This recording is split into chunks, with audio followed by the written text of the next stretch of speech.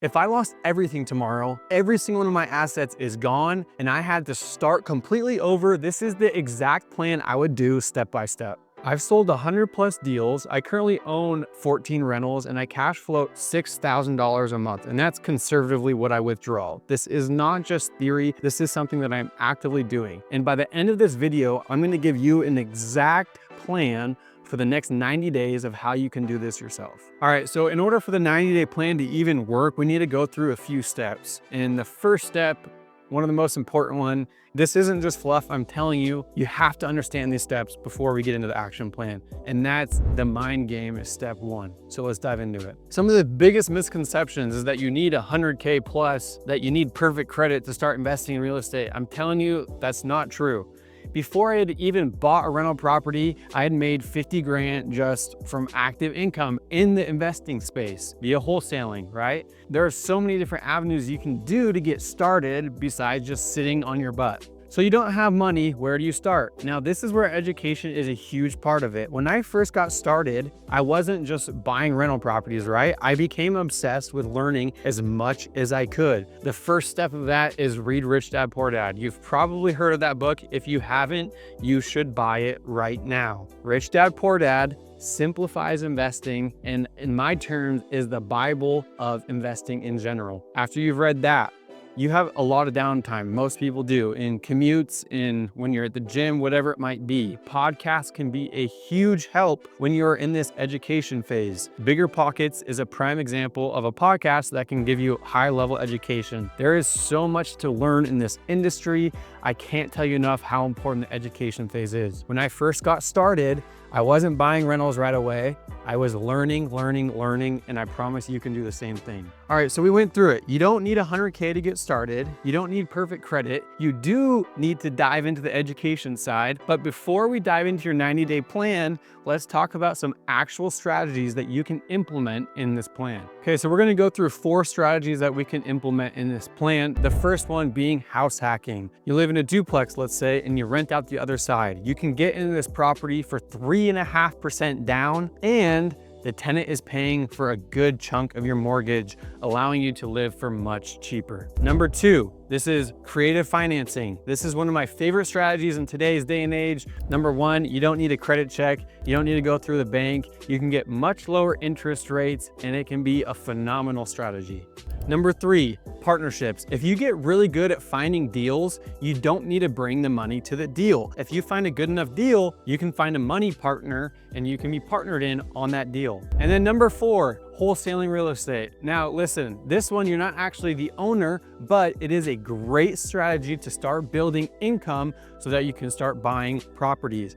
Wholesaling is when you find a really good deal, you get it under contract, then you sell that contract to another investor and you make a profit. It can be 20, 30 grand, lots of money in that industry, and it's a great service to get started. So I made $30,000 in my first wholesale deal, and not only did it help me grab income, but it also taught me so much about the investment process that gave me skills to start buying more. All right, so we went through the 4 strategies of what we can implement. Guys, I'm literally in the backyard right now of one of my listings that's seller financing, 3.5% rate. I do these strategies, I actively do them, and now we're gonna talk about how we can implement those strategies in our 90-day plan. Okay, so let's start with the first 30 days. Guys, this is an important step. I'm gonna break this down into 2 sections, the first being the first 20 days and then the last 10 days, right?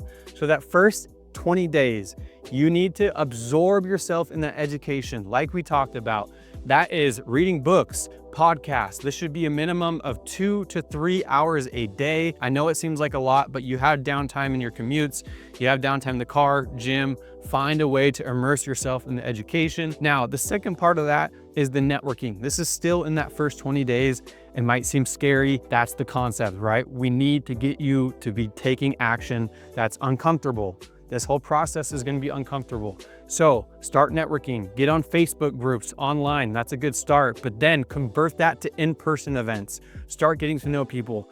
The reason why this is so massive is because when you have questions, when you have like any real world experience, you're gonna have a lot of questions, and you want to have people that you can lean on to ask those questions. And so meeting people in these groups is an awesome way to do that. Now, part of that first 20 days, let me add that you should be analyzing deals. So you might think, how do I know it's a good deal? How do I analyze deals? Part of your education phase should be understanding that. There's videos everywhere to understand this. I personally have videos going through numbers on deals. So you can leverage that. I have a calculator. If you comment on this video, I will send you my calculator completely free. There are tools out there that can put you in a position to start analyzing deals. So now that you've been analyzing deals, let's call it like you should be analyzing 2 deals a day minimum. Call that like part of your 2 or 3 hours of education. Now, the last 10 days, this is important. The next step of action that is going to be uncomfortable. You need to start sending offers. Analyzing, send offers. Combine those two. That should be your narrow focus for day 20 to day 30. Now, you might think, well, I'm not buying anything, so what am I sending offers for? You don't need to be buying these deals to actually send the offers. You can be wholesaling and still send offers, right? So there's no excuses around that. This should be a step that makes you feel uncomfortable, but gives you real world experience. And the most important part, you are taking that next step of action, which is the hard part here. So that's the first 30 days. So we talked about making offers, right? Well, how do you do that? If I'm starting over and if you're at the beginning stages, how do you make offers, right? And so let's lean back on the networking aspect. If you are meeting people, one of the big people that you should be talking to is agents. Agents that understand the investment world, they're gritty, they know what they're doing. Use those people to help you make offers. If they understand the contract work, that's one less thing you don't have to worry about. So you can get with those agents to submit offers on your behalf, and that's how you can submit offers at the very beginning. Okay, now in the second part of this, we're gonna talk about days 30 to day 60. Now, listen, I think that you need to be continuing a lot of what you're doing in the first 30 days. The education piece is huge, but guess what? Now we're implementing a lot more action. So maybe your education falls off an hour, which is completely okay. Just don't stop doing it completely.